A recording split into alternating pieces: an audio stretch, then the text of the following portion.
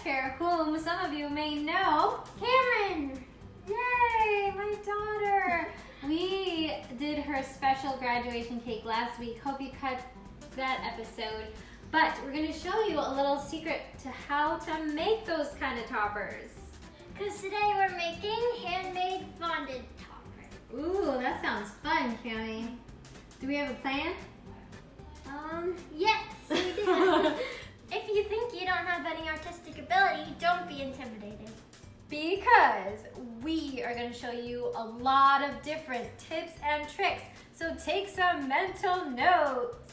We're going to start with some easy things, then move on to some advanced things. If you haven't subscribed already, please hit that subscribe button down below to see more of this cute face. To see more. As well as that thumbs up to like our video and the notification bell to get notified When we make a new one. Yeah. Fondant icing, AKA fondant or fondant, is an icing medium used to decorate and sculpt cakes as well as pastries. Sometimes it's made from sugar, water, shortening, gelatin, and glycerin. But if you make your own marshmallow fondant like we made for Camryn's boba drink cake, that one's got a lot of marshmallows in it and it tastes delicious. Go ahead and open this fondant bag, Camryn. Why do we keep it in a Ziploc, you think, Cam? So it's preserved? That's right, because once you open the bag, if you don't keep it in a Ziploc, it's going to Mold. no. It's going to dry out severely, and then you won't be able to use it again. So if you're doing a new cake, I would suggest that you have some new fondant to start with. You might have to rip it open. Use some muscle, girl! Alright, so show them what it looks like. Is it soft or hard? The edges are hard, but the inside's soft. Yeah, so maybe we have to cut off any too hard edges because we might not be able to save that, right, Camryn? Right.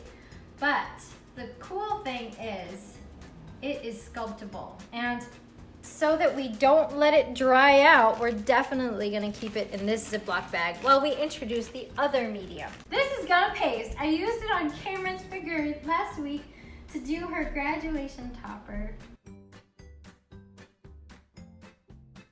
But there is a difference between this and fondant. What happens, Camryn? Gum paste dries quicker than fondant. That's right. So gum paste has to be worked with faster, and you gotta make sure that you put it in a Ziploc bag or you're gonna get that yucky elephant skin and you can see the lines and creases in the figures. But it's really great for making gum paste flowers. Last but not least is this modeling chocolate. This is Choco Pan brand. I still haven't, what do you call it? Experimenting with it. No, I have experimented with it. I failed. You still have not perfected. That's it. I haven't perfected working with modeling chocolates. Let's just say you didn't want to get any tools or anything. It's not a problem. All you need is the fondant, your hands, a little bit of shortening, and a little bit of cornstarch. And you can just use your regular knife to get started and sculpt anything you want. That would be the minimum. Yep. But if you want to go crazy, you can get all these tools. Check out what I have. For instance, a palette knife to help you cut things, an X-Acto knife to help you cut more precisely, some paintbrushes, and the rolling pins to roll them out flat. And you can get any number of fondant tools. These are available at Michael's, Hobby Lobby. You can even go in the clay section and find these shapers here, which are really cool to help you get into little crevices. And I just recently got this set called Innovative Sugarworks, and these are amazing. They're used by the professionals. When you get to that level or you want to try it out, these are what the professionals use to create those beautiful sculpted cakes. Then we have some other things. What's this, Cam? A mold. Right, so if you don't want to make your own flowers by hand, you can push the fondant right into the mold. We'll show you how to use that today. And then we have some palettes, paint palettes that you can use. These little wells help you hold the head and keep it round while you're sculpting a head. But you can also put some gel food colors into these wells and paint on your fondant. What else do we need, Camryn? What's this? Used to help hold up your sculpture when you're sculpting. Yes, you do use it. It's a styrofoam block.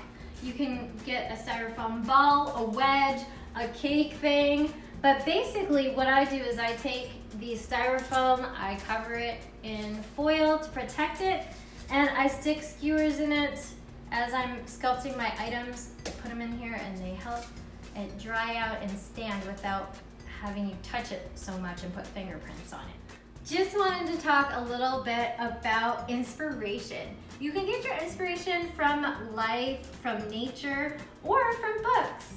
I've found that anybody who knows how to draw or can teach themselves how to draw can create beautiful sculptures. For instance, this is a Chibi art class book, which I absolutely love. And I found a picture in here that I used to make the fondant topper for Camryn's cake. This little girl is sitting down, and what I did is I just drew my own picture with Camryn's hair and her eyes. That's what I used as my model to create that figure. So get yourself some art books. And start drawing, because it helps you become a better sculptor. Okay, all you have to do is start squishing it. This is a silicone mat. You want to make sure it's clean. That will help us with just kneading it and shaping it. Then we have the non-healing, non-stick mat, and that's the mat on which you will be using the X-Acto knife. You can't use it on this silicone one because you'll cut the mat, but on this, you can totally use it. You want to knead your fondant. Now, I can tell you right now that it's sticking to my hands. Shortening. I like to get the shortening sticks that are separated that you keep in the fridge, because I've found that those little jars often go rancid. And these don't go rancid because you're just opening them up and using little pieces of them. So you want to put a little shortening in your hand, and then you can go ahead and mix up the fondant, and it becomes very pliable and very soft, and that's kind of what you want. Don't add too much shortening though, huh, Cammy? What happens if you add too much? It'll be too sticky. Yeah, oh, too soft, right? Too soft. Yeah. So once you get it to a nice moldable and it's all one consistency, then you can separate it and cut it into different pieces so that you can color each one. What I like to do is keep it in a Ziploc bag when I'm not working with that particular piece. So, Camryn, I got a piece. Do you want to color yours, or do you want me to color them since I'm the one with the gloves? Wait, sorry, what was the question? I said I will color it for you. How's that? Yes, please. All right, grab your gloves, because this is the messy part. Then pick any color you like. You said you wanted pink, right, Cam? Mm-hmm. All right, yeah, nice and soft there. Perfect. All right, so all you have to do is take your color and then put just like 1 or 2 drops in there. And it's a liquid, but it's not liquid gel. This is called gel paste, not liquid food coloring. That will change the consistency too much, but this is perfect for fondant. And I like to knead it in the air, see? Because it gets all over your gloves. You knead the color first in the air until it's spread throughout and you don't have a lot of wetness in there. Then you can start putting it down onto your mat. But first, I like to spread it out. It's like taffy, it's actually really fun. See? And if you wanted a marble effect, that's all you would do. You would stop kneading. But since I want a more uniform color, I will go ahead and knead the whole thing. And a good trick to know if the color is dispersed throughout is to kind of just give it a chop. Did you disperse the color throughout, or does it still look marbled? Yeah, it's dispersed, so we did a good job. You don't have to keep on changing your gloves to change colors. Just wash it off with some soap and water, and then make sure your gloves are fully dry before you do the next color. Let's try out that silicone mold. We're taking a little cornstarch and just dusting it into the mold there. So you can spread it throughout. Even if you don't see it, it's actually still in there. Okay, Cam. So what do we do with this, Cam? Stuff it in a mold. That's right. You really don't even have to roll it out. You can just have a nice ball, or you can just make a ball if you want to make a ball, right, Cammy? Mm-hmm. And then, you want to push it in, Cam? Push it all the way in to all the crevices. You want to make sure so it picks up the design. And then you can peel it off. Whoa, look at that. Beautiful. In order to fix the edges, do you want to do the honors, Camryn? Sure. Just cut off the edges. This excess fondant is still good, still soft, so we put it back with the rest and put that in a Ziploc bag. But look at our finished product there. Is it completely finished yet, Camryn? Not yet. No, the edges are a little bit rough there. We can push in the edges so that it blends in. Yeah, and smooths out. Go ahead and show them how you do that, Camryn. Smooth it with your finger. Use your finger. Squeeze if you need to squeeze. Yeah. Teenagers. And now all you have to do is put this on a piece of parchment and let it dry. You want to dip it in the cornstarch.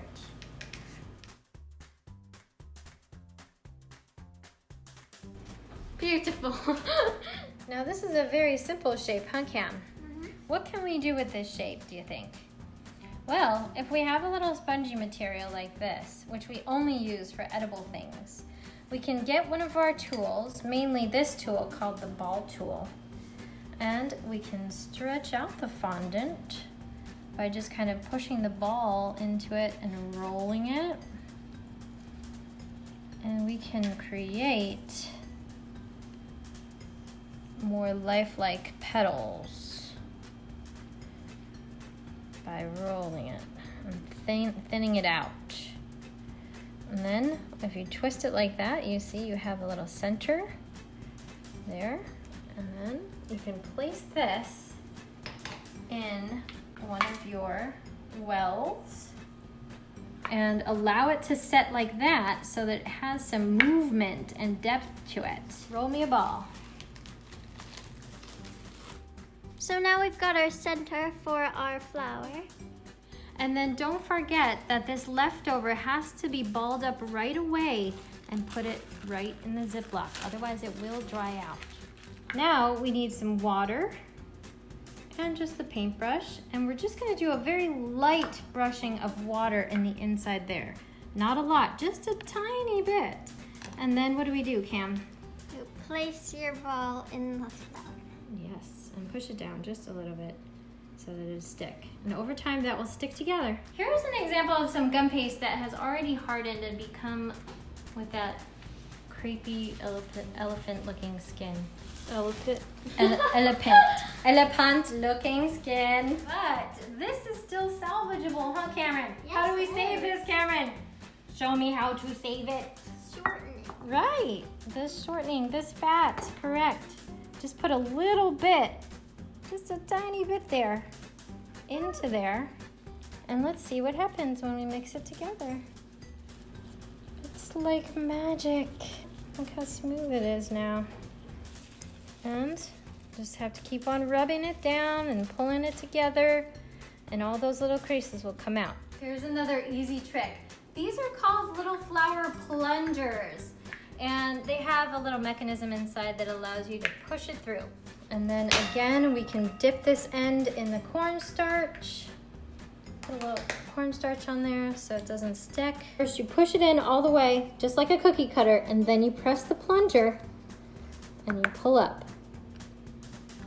And there you go. You have your impression. You take your clean palette knife and get under that.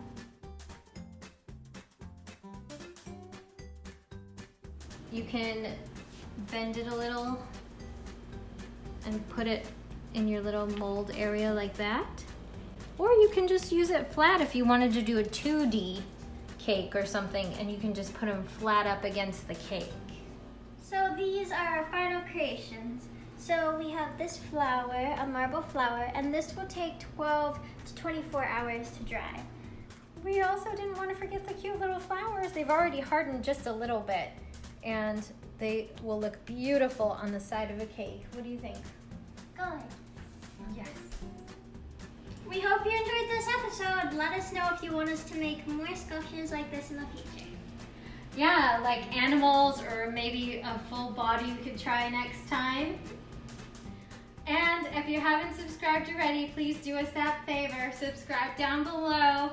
Hit that thumbs up to like our video. And also, what do we do, Camryn? We gotta share, right? You want to share this with your family and friends so that you can create beautiful little things for your family and your own cakes, right, Cam? Yeah. Bye.